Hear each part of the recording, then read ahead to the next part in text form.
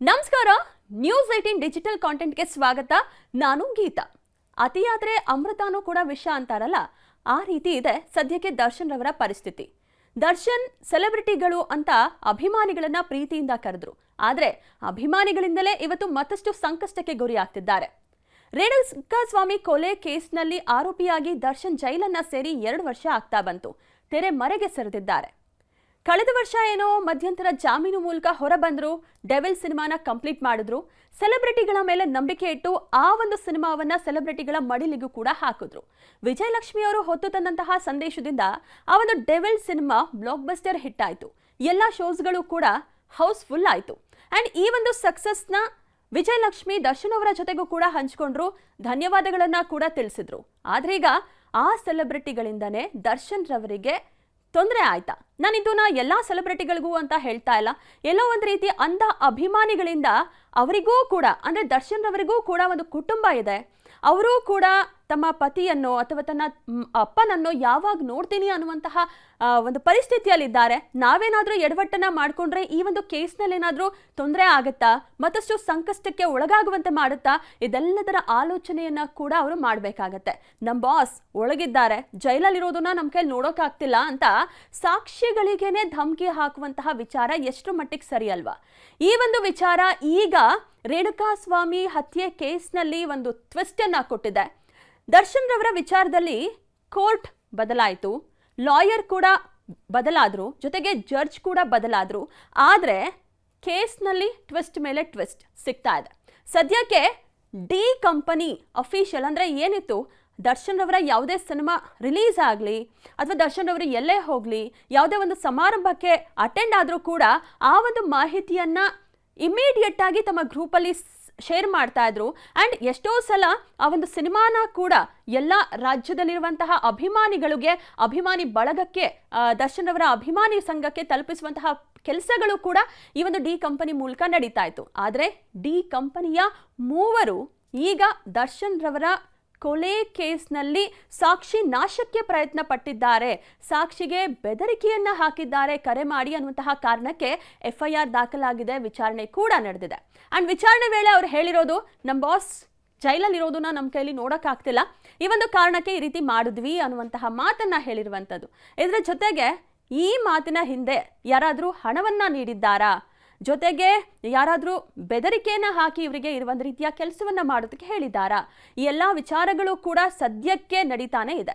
ಹೇಳೋದು ಒಂದೇ, ದರ್ಶನ್ ವಿಚಾರದಲ್ಲಿ ಅಭಿಮಾನಿಗಳು ಎಲ್ಲೇ ಹೋದ್ರೂ ಕೂಡ ಲಕ್ಷಾಂತರ ಮಂದಿ ಸೇರ್ತಾರೆ, ಅವರನ್ನ ಆರಾಧಿಸ್ತಾರೆ. ಆದ್ರೆ ಈ ಒಂದು ವಿಚಾರದಲ್ಲಿ ಆದಷ್ಟು ಮೌನವಾಗಿರಿ ಅನ್ನುವಂತಹ ಮಾತನ್ನ ಈ ಹಿಂದೆನೂ ಕೂಡ ಹೇಳ್ತಾನೆ ಬರ್ತಿದ್ದಾರೆ ಅವರ ಕುಟುಂಬಸ್ಥರು.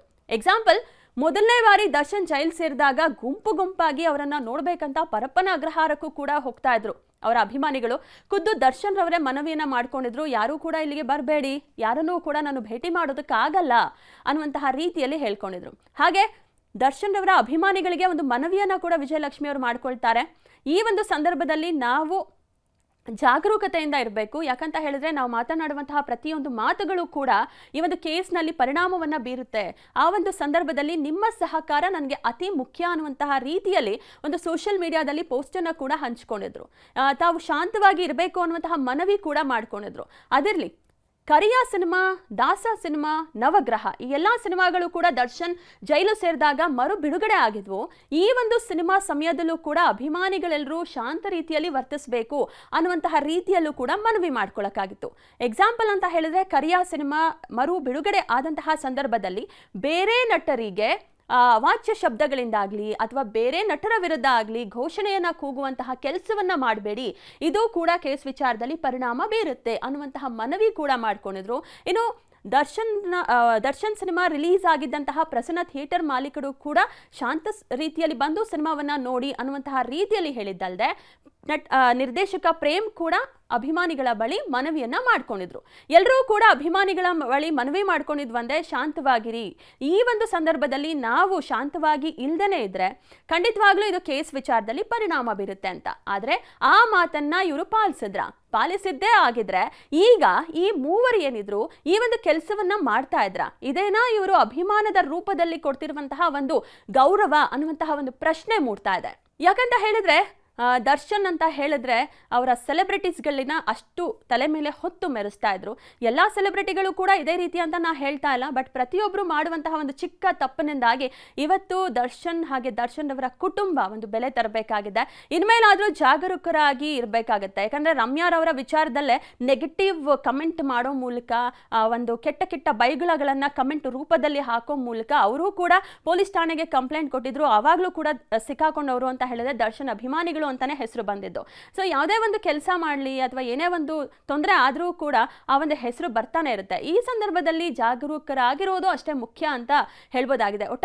ಒಟ್ಟಿನಲ್ಲಿ ಡಿ ಕಂಪನಿಯ ಮೂವರು ಈಗ ಸಾಕ್ಷಿ ನಾಶದ ಒಂದು ವಿಚಾರಣೆಯ ಜೊತೆಗೆ ಎಲ್ಲೋ ಒಂದು ರೀತಿ ಈ ಒಂದು ಸಂಕಷ್ಟಕ್ಕೆ ತಂದುಕೊಟ್ರ ಅನ್ನುವಂಥದ್ದನ್ನ ನಾವು ಹೇಳ್ಬೋದು. ಯಾಕಂದ್ರೆ ಮೊದಲೇ ಜೈಲುವಾಸ ತುಂಬಾ ಕಷ್ಟವಾಗಿದೆ. ಸುಪ್ರೀಂ ಕೋರ್ಟ್ ಜಾಮೀನನ್ನ ರದ್ದು ಮಾಡಿದ ನಂತರ ರಾಜಾತಿಥ್ಯದ ಒಂದು ಆರೋಪ ಏನಿತ್ತು ಆ ಒಂದು ಸಲುವಾಗಿ ಸಾಮಾನ್ಯರಂತೆ ಸಾಮಾನ್ಯ ಖೈದಿಯಂತೆ ಬದುಕ್ತಾ ಇದ್ದಾರೆ ಜೈಲಲ್ಲಿ. ಮಾನಸಿಕವಾಗಿ ಕುಗ್ಗಿ ಕೂಡ ಹೋಗಿದ್ದಾರೆ.